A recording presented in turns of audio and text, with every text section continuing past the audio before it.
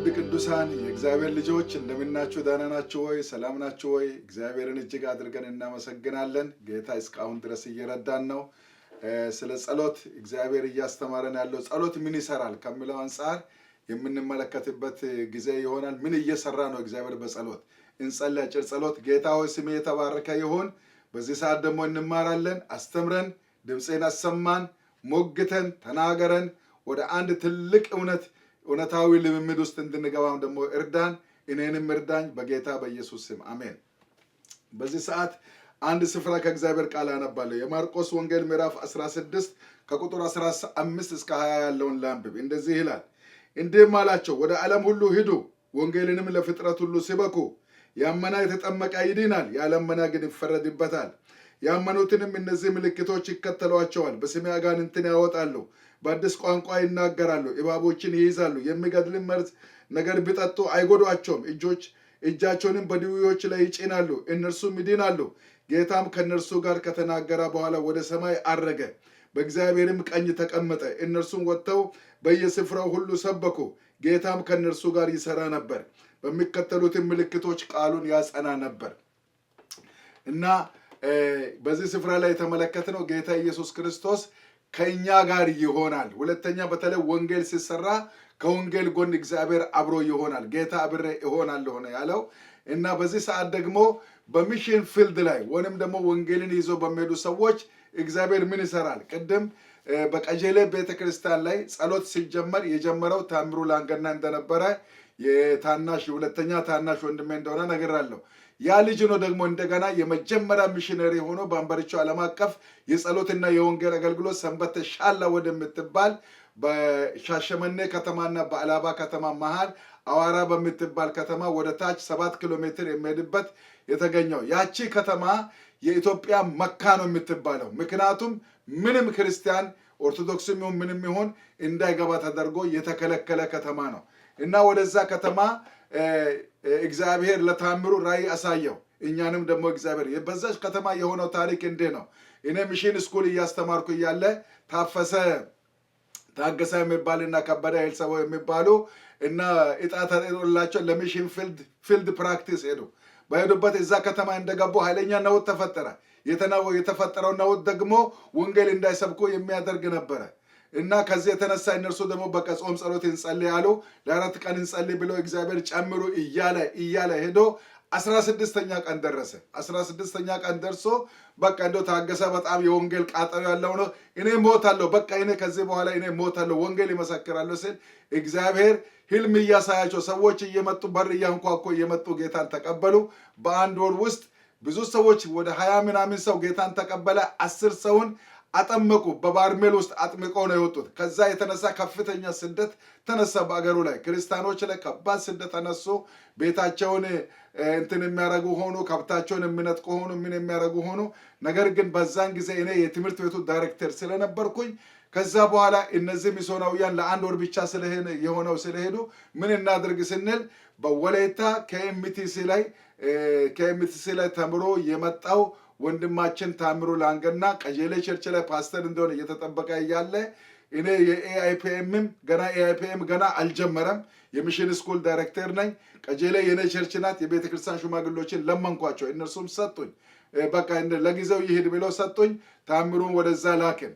ታምሩ ሲሄድ አጀ በምትባል ከተማ ሲደርስ እና አራት ሞታለ አትት እዛ ነገር ቀውጠዋል፣ አንተን ይገለዋል ስሉ በቃ እሺ ብሎ ፈርቶ ቁጭ ሲል እግዚአብሔር በህልም ተገለጠለት። በሰንበተ ሻላ ጅቦች ህፃናትን ሲበሉ፣ ከዛ በኋላ በህልም ሲገለጥለት ሲበሉ አንተ ሄደህ እንትን ካላዳንካቸው እነዚህ ህፃናት በሙሉ ይበላሉ የሚል በቃ ጌታ ወደዛ ከተማ እንደጠራው አወቀ። ከዛ በኋላ ተነሳና ሲሄድ አቶ ቱራ የሚባሉ በእውነት እግዚአብሔር በጣም የተጠቀማቸው አሁን ወደ ጌታ ሄደዋል። እሳቸው ነበሩ። እሳቸው ቤት ሆኖ መጸለይ ጀመረ። በጠገቡ ያለው አንድ ሼክ ኃይለኛ ነውጥ ፈጠረ።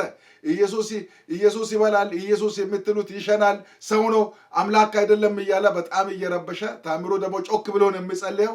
ነገር ግን እግዚአብሔር ትልቅ ነገር እያደረገለት እዛ ከቆየ በኋላ እንግዲህ ከዚህ በኋላ ታምሩ እዛ እያገለገለ እያለ ነፍሳት እየተጨመሩ መጥቶ እኛ በ14 ሰዓት ላይ አንድ ቸርች ሰርተን መጣን። ሌሊት 10 ሰዓት ጀምረን እስከ ምሽቱ 12 ሰዓት ስንወጣ በድንጋይ ያባረሩን ነበር። በዛ ቸርች ላይ ከባድ ጦርነት ነው የተፈጠረው። አንደኛ የመጀመሪያው ምንድነው ያደረጉት? ቦምብ በዛ ቤተክርስቲያን ላይ ወረወሩ። እግዚአብሔር በተአምራዊ ሁኔታ ተቃራኒ አቅጣጫ እንዲፈነዳ አደረገ። ሁለተኛ ደግሞ ያንን መሬት ሰጥቶ እንዲህ ያደረጋ ነው ብሎ አቶ ጌታቸው ገንሳ የሚባለውን ቤተሰቡን ከመሬቱ በጣም የሚገርማችሁ ነገር በቆሎ የዘራውን የ6 ጥማድ መሬት በቆሎ በሙሉ መንጥረው ጨርሰው የደረሰ በቆሎ ነው። ምናልባት እንደው ብለው ግን በጣም የሚገርመው ነገር ወደ 100 የሚሆኑ ሰዎች ያይል ይሆናል ይባላል ገብተው ያንን 6 ጥማድ ቀላል በአንድ ሌሊት ላይ ቃርማ ለቅመው ግን 40 ኩንታል አገኙ። የሚገርም ነገር ሙሉ በቆሎ እንደሚያገኙ አመት ሸጠው በልተው አመቱን እንደተዳደሩ ይነገራል። ሁለተኛ አመት ላይ ይሄንን ያደረጉት እኮ እነዚህ ሰዎች በቆሎ ስለደረሰ ነው ብሎ አሁን ደግሞ ገና ሲያድግ ይሄኛውን ሰባብሮ ይሄኛው ምን አርገው በተሰባበረበት በተቆረጠበት ተጋድሞ ያዘ 2 3 ይዞ በሚቀጥለው አመት 40 ኩንታል አገኙ።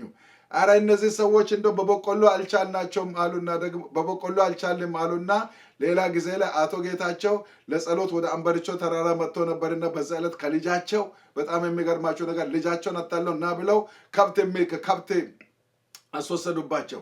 ከብት ካስወሰዱባቸው በኋላ ከብቱ 7 ቀን አላባ ምድር ላይ ቆየ። እንደውም ያስወሰደው የመስጊዱ መሪ ነው መሪ ልጅና ዋና ሼክ ነው ስለተባለ ከዛ በኋላ በጣም ተጨነቁና ሰዎቹ ጉድ ሆንን ብለው ከወሰዱበት ከብቱ እንባ እያለ መጣ። በዛ ሀገር ታዲያ ከብት ሄዶ አይመለስም። እንባ እያለ ሲመጣ አንድ ሙስሊም ምን አደረገ? ይህንን የሰራው የጴንጤ ኢየሱስ ጀግና ነው አለና ወደ ላይ ጠበንጃ ከቤቱ ወጥቶ ጠበንጃ እንደተኮሰ ሰምቻለሁ። እና የሚገርም ነው። ከዛ በኋላ በጣም ብዙ ነገር ሆነ። እኔ እንኳን አሜሪካ ለትምህርት እየመጣው ዳና ቆዩ ብዬ ለመሄድ እዛ ገብቼ ሻንጣዬን ወስደው ልብስን ተከፋፍለው የለበሱበት ቦታ ነው። አንድ ጊዜ ደግሞ ቤንዚን አርከፍክፈው በታምሩ ቤት ላይ እሳት ለቀቁ። እሳቱ ላይ እየነደደ እንደ ዝናብ መሬት ይወርዳል። ቤቱ ሳይቃጠል ቀረ። ሌላ ጊዜ ጥይት ተኮሱ። ጥይቱ አንድ ጊዜ ወደ ላይ አንድ ጊዜ ወደ ጎን እንትን አለ። ሚስዮናውያንን እግዚአብሔር አዳነ። በጣም የሚገርም ነገር ነው። እግዚአብሔር ትልቅ ተአምር ሰርቶ ያቺ ቤተክርስቲያን ከመጥፋት ድናለች። ዛሬ ከሰኞ እስከ እሁድ ድረስ ይሰበካል እዛ ቦታ ላይ። እንደውም ችግር የሚፈጥሩትን አንድ ቀን መንግስት ሕግ አወጣና ከተማው ላይ ከባድ ረብሻ እየተፈጠረ ነው፣ ወንጀል እየበዛ ነው፣ አመፅ እየበዛ ነው አሉና እነዛ የረበሹትን ሰዎች በሙሉ አንድ ነገር ቢፈጠር እኔ ነኝ ተጠያቂ ትሆናላችሁ ተብሎ እኔ ነኝ ብሎ እነዛ ሰዎች ምንድነው ፈርመው ከዛ ጊዜ ጀምሮ አገሩ ሰላም ሆነ። ያ ብቻ ደግሞ አይደለም። በጣም የሚገርማቸው ነገር ያ ብቻ ደግሞ ሳይሆን ከፈርመው ከወጡ በኋላ ከሰኞ እስከ እሁድ በየቀኑ የሚሰበክበት ፕሮግራም የሚካሄድበት እግዚአብሔር የሚከብርበት እንደሆነ ነው።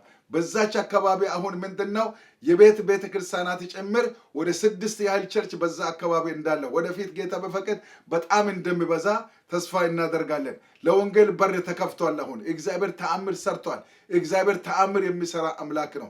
ስለዚህ እነርሱም በዚህ በመጽሐፍ ቅዱስ ቅድም ያየነው ምንድነው ወጥተው ከቁጥር 20 ላይ ወጥተው በየስፍራ ሰበኩ። እግዚአብሔርም ከነርሱ ጋር ይሰራ ነበር፣ በሚከተሉት ምልክቶች ቃሉን ያጸና ነበር። እግዚአብሔር የተአምራት አምላክ ነው። ይሄንን ለማለት ፈልጌ ነው። ይሄንን ደግሞ ከዚህ ጋር ይሄ ያኔ ሲጀመር ነው። ሌላ ጊዜ ደግሞ አንድ ወንድም አለ። ይሄንን ብዙ ጊዜ መስክራለሁ፣ የመሰከርኩላችሁ ታውቃላችሁ። ተመስገን እርሰዶ ይባላል። ተመስገን ነጋዴ ነበር። አላባ ከተማ ላይ ከሚነግድበት ሚሽነሪን እሱ አላባ ከተማ ከሚነግድበት እግዚአብሔር ወንጌል መስክር ብሎ ሲጠራ ቀዴዳ ሀሮ የሚባል ቤተክርስቲያን አለ። ሲመጣ ቸርች እውነትም ገንዘብ የላትም፣ ሚሽነሪ ልከናል እኛ የለንም ስሉ ይሄ ልጅ ማልቀስ ጀመር። እኔ ስለ ወንጌል እየመሰከርኩ በሰበኩ ዕለት ዝም ብሎ ያለቅሳል። ለምንድን ነው ተመስገን የምታለቅሰው? እኔ እኮ ጌታ ራእይ ሰጠኝ፣ ህልም ሰጠኝ። ነገር ግን ሲመጣ ቸርቼ ገንዘብ የላትም ምን ሊሆን ብዬ ነው ብሎ እጅ ጭኜ ጸለይኩለት። ከዛ በኋላ እግዚአብሔር በሚያስገርም ሁኔታ ሰጠ። በጣም የሚገርም ነው። ደቡብ አፍሪካ የሚኖር ጓደኛዬ ዴቪድ አላንጎ የሚባል ጓደኛዬ ፓስተር ነበርና ደርባን ከተማ ላይ ደስታ ብር አዘጋጅተናል። ሰው አለ እንደ ባክን ስለኝ አሁን አለኛል። ተመስገን ብር ተዘጋጅቶ ትሄዳለህ? አሁን እሄዳለሁ አለ። 2 ቀን በመኪና 3ኛውን ቀን ጫካ 6 ሰዓት ነው በመኪና በፈረስ ላይ ተቀምጦ ሄደው። እዛ 3 ቤተሰብ አለ። በአካባቢው የገነነ ጠንቋይ አለ። ያ ጠንቋይ የፈለገውን ያደርጋል። ነገር ግን ተመስገን ሲያቅተው 6 ቀን ጳጉሜ ላይ ጾም ጸሎት ገባ። 6 ቀን እንደገባ የመጀመሪያው ቀን መብረቅ መጣና የጠንቋዩን ምንድነው ያደረገ? የጠንቋዩን በጎቹን ከነበረታቸው አቃጠለ። ሁለተኛ ቀን እንደገና መብረቅ መጣና በሮቹን ከነበረታቸው አቃጠለ። እንደገና ደግሞ ቀጥሎ ደግሞ ላሞቹ በሙሉ ደምሸን ነው። ቀጥሎ ደግሞ የሌሊት ወፍ መጣችና ጠንቋዩን ግንባሩን ስትመታ ሽባ ሆነ። ሴትዮዋ አጠፋለሁ ስትል አትጥፊ አለና ከዛ በኋላ ሁለቱም ጌታን ተቀበሉ። ልጆቻቸው ጌታን ተቀበሉ። ሌሎችም 32 ሰው በአንድ ቀን ጌታን ተቀበለ። ከዛ በኋላ በዛ አካባቢ ላይ ያ ጠንቋይ ይባል የነበረው የእግዚአብሔር ባሪያ ሆኖ አገልጋይ ሆነ። ክብር ለጌታ ሆነ። እንደውም የቤተ ክርስቲያን ጸሐፊ ሆነ። ወገኖቼ ወንጌል ኃይል አለው። ጸሎት ኃይል አለው። ጸሎት ምን እንደሚወልድ አናውቅም። እኔ ይህንን የመሰከርኩት ለምንድን ነው? ወንጌል በምንጸልይበት ቦታ ብቻ አይደለም። ወንጌል ወደ ጸሎትም ፊልድ አብሮ ይሄዳል። ወደምንሄድበት ይሄዳል። ወንጌል ጸሎት አብሮን ይንቀሳቀሳል። ጸሎት ኃይል አለው። በቤትም ላይ ተአምር ይሰራል። በየትም በሄድንበት ሁሉ ተአምር ይሰራል። ጨረቃ ላይ ብንሆን ጸሎት ይሰራል። ጸሎት የማይሰራበት ቦታ የለም። እግዚአብሔር ተአምር የሚሰራ አምላክ ነው። ስለዚህ የሚያምኑትንም እነዚህ ምልክቶች ይከተሏቸዋል። እነዚህ ምልክቶች መርዝ ቢጠጡና ቢበሉ አይጎዷቸውም። ግንጥና እባብ አይጎዷቸውም። እንደገና ደግሞ እግዚአብሔር እኔ ሁልጊዜ ከእናንተ ጋር ነኝ። እግዚአብሔር አብሮን ነው የሚሆነው። የምትጸልዩ ሰዎች ይሄንን በጸሎት እግዚአብሔር የሰራውን ተአምራት ይሄንን መጨረሻ ነው የማደርገው። በዚህ ነው የማጠቃልለው። ብዙ ነገር መስክሬላችኋለሁ። ብዙ ነገር ይሄ ለእምነት እንደሆን ነው። የዓለም ቅዱሳን በሙሉ እባካችሁ ከዚህ ይሄ እንግዲህ በእኔ በደስታ ብቻ በምስኪኑ በደካማ የሰራውን ነገር ነው መሰከርኩት። በህይወቴ የሰራውን ነገር ነው። 10 ቪዲዮ ነው በዚህ ላይ ብቻ የሰራሁት። እግዚአብሔር እንደሚሰራ ለማረጋገጥ ነው። እግዚአብሔር በስራ ላይ ነው። ጌታ ኢየሱስ ክርስቶስ እንደዛ ያለ አባቴ በስራ ላይ ነው፣ እኔም በስራ ላይ ነኝ አለ። አባቴ በስራ ላይ ነው፣ እኔም ደግሞ ይሰራል አለ። እግዚአብሔር በስራ ላይ ነው። በዚህ መጨረሻ ዘመን ደግሞ ኃይለኛ ስራ እግዚአብሔር ይሰራል። ከዚህ ቀጥሎ በሚኖሩ ቪዲዮዎች እንዴት እንጸልይ የሚለውን ያንን ሁሉ በቃ እኔ ይሄንን አደርጋለሁ ብላችሁ ከቻርጉ። እግዚአብሔር በስራ ላይ ነው። ለእግዚአብሔር ሰው ይፈልጋል። የእግዚአብሔር አይኖች በምድር ዙሪያ ሁሉ ናቸው። ልቡ በእርሱ ፍጹም የሆነውን ያጸና ዘንድ የእግዚአብሔር አይኖች ይመለከታሉ። አንተን እግዚአብሔር አይኖች ይመለከታሉ። አንቺን እግዚአብሔር አይኖች ይመለከታሉ። በምድር ዙሪያ ሁሉ የእግዚአብሔር አይኖች እየተመላለሱ ነው። ስለዚህ እግዚአብሔር በስራ ላይ ነው። አይዞህ አንተ ውጣ። ተአምራቱ ካንተ ጋር ይወጣል። ምልክቱ ካንተ ጋር ይወጣል። ድንቁ ካንተ ጋር ይወጣል። አብሮን ነው ጌታ ያለው። ጌታ ከኛ ጋር ሆኖ ይሰራል። ስሙ የተባረከ ይሁን። የሰማነውን ቃል እግዚአብሔር ይባርክልን። ስለሰማነው ክብር ለጌታ ይሁን። አጭር ጸሎት እንጸልይ። ጌታ ሆይ ስምህ የተባረከ ይሁን። ስለሰጠህን ታላቅና ድንቅ እድል በጌታ በኢየሱስ ክርስቶስ ስም አንተ ተባረክ። ዛሬ ደግሞ እግዚአብሔር አባታችን ሆይ ይህንን አስገራሚ ትምህርት ተምረናል። እንድንማርም እድል ሰጥተናል። ስምህ ባረክ። እግዚአብሔር አባታችን ሆይ እኛም እንጸልያለን፣ እኛም እንወጣለን። በወጣንበት ሁሉ ከኛ ጋር ትሆናለህ፣ ትሰራለህ። ይህንን መልእክት የሚሰሙትን እጃቸውን ያዝ፣ ክንዳቸውን አጽና፣ ልባቸውን አበርታ። መንፈሴ አብሯቸው ይሁን፣ ከነርሱ ጋር ሁን። የእግዚአብሔር እጅ ከነርሱ ጋር ትንቀሳቀስ። እግራቸው ሲንቀሳቀስ አብራቸው ተንቀሳቀስ። እንዳይፈሩ በርቱ በላቸው። ተአምር የሚሰራ ጌታ ተአምራትን ድንቅን ስትሰራ እኛ ምስክር ነንና ይህንን የሚሰሙ ብዙዎች ምስክር ናቸው።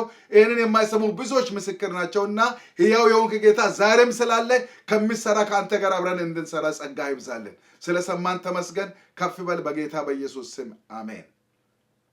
ጌታ ይባርካችሁ።